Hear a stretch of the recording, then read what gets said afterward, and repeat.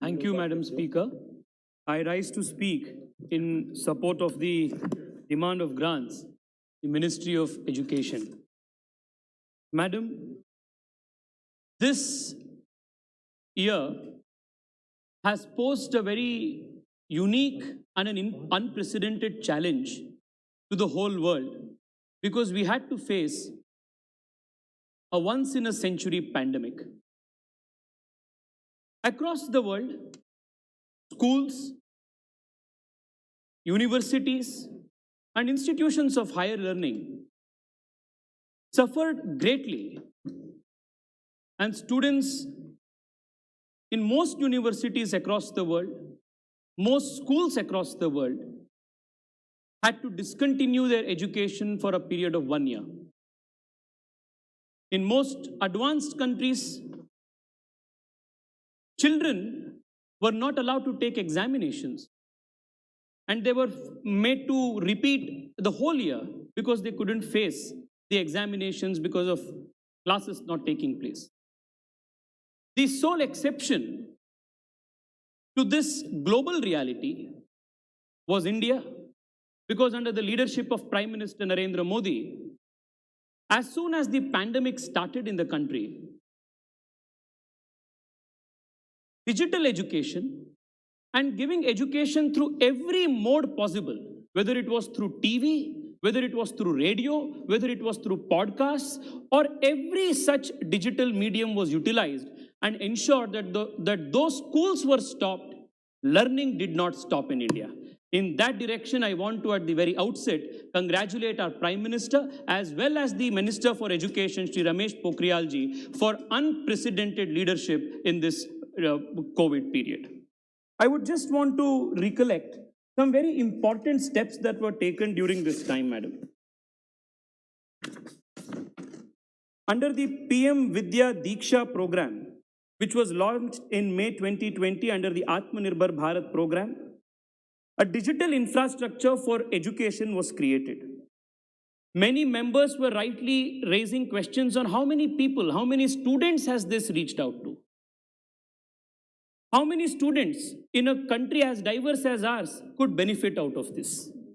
It is a matter of great pride, Madam, to place on record that this platform, the PM E-Vidya Diksha platform, which is based on artificial intelligence and is highly scalable, has since the lockdown received 1,000 crore page hits and over 40 crore scans of video content. This is the highest ever in the world.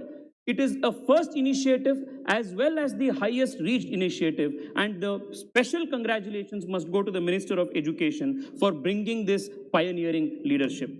Madam, at the same time, textbooks in 31 Indian languages with QR code embedded literature and material was given to more than 45 crore elementary school children in the country.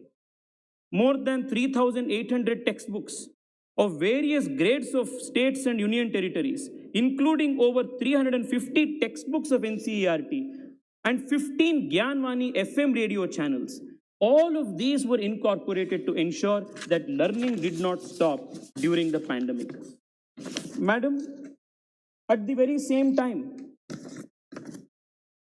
the government also ensured that examinations were also held on time. Perhaps India is one of the only countries in the world today which has held all examinations, including school examinations and the examinations to the highest learning institutions, universities, on time during the pandemic. And for that reason, again, the Prime Minister as well as this government deserve special recognition and special praise.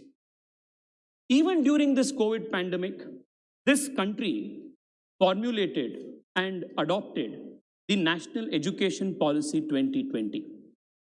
Madam Speaker, the National Education Policy 2020 is going to be the most important, most comprehensive, as well as the most far-reaching reform ever made in history of India.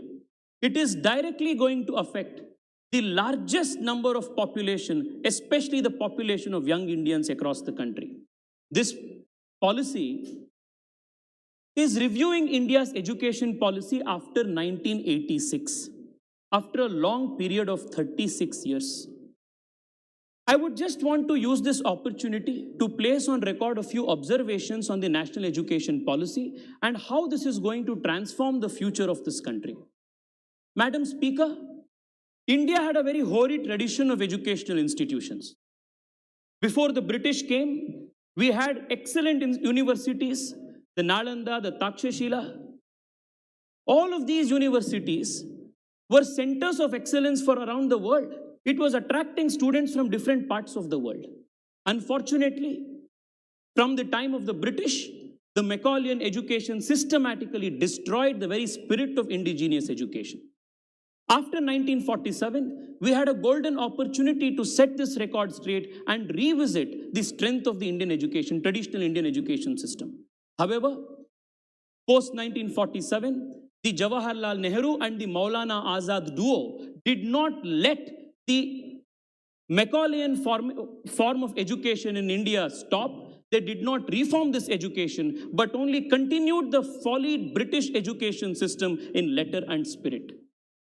For the first time in India's independent history, in 2020, this government, under the leadership of our Prime Minister, has ushered in the national education policy, which is a root and branch transformation of the Indian education policy and puts a full stop to the Macaulayan draconian system of education. Let me just put on record 2 or 3 important facets of this education policy. Madam, the primary education system, most of us are educated members of parliament. We have seen from close schooling and primary education. The primary education system in India was woefully afflicted by 2 very important problems. One was the problem and challenge of enrollment of students, ensuring accessibility and affordability of primary education. The second was ensuring early education. This important policy for the first time recognizes that 85% of mental makeup and growth of children take place from the age of 1 year to 6 years, and therefore economic, spiritual, social, and in a Subhashita in Sanskrit, it was said, what are the core values? Ya dadati vinaya dadati patratam, patratva dhanam, dhanat dharmam tatassu. It meant education must, humility will build character. Character will lead to raising of earning, creation of wealth, the righteous and ethical.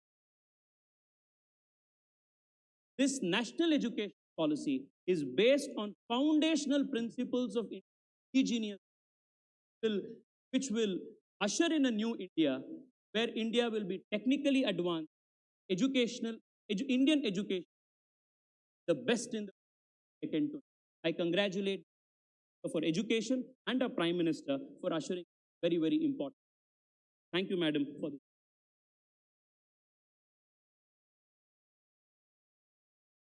Shrimati Bina Devi ji.